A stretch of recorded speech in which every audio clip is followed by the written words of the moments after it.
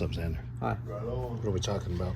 So, battery goes over there. We know that. Mm-hmm. But this car also can have a second battery.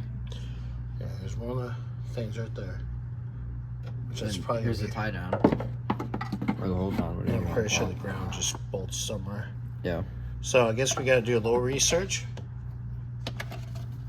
and see why this one has 2 spots.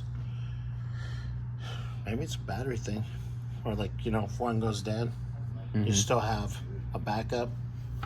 So we'll do a little research on that, discuss it with Bobby and the owners, and then go from there.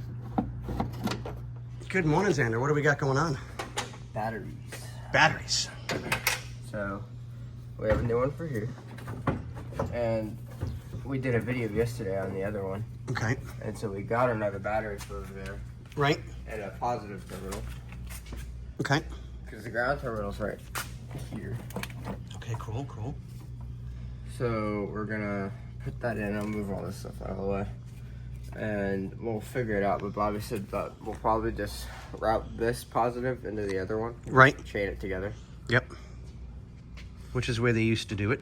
I don't even know why there wasn't a battery in it in the first place. Yeah, I don't remember there being one in it when we got here. Or when it got here, that is. It just, someone took it out at one point and never put it back. That's weird. Okay, well, short video, but this is where we're starting for this morning on... God, I love this car. I really do. And then we're waiting for AutoZone to bring the smaller hose clamps so we can connect the fuel lines from the tank to the actual car. Okay.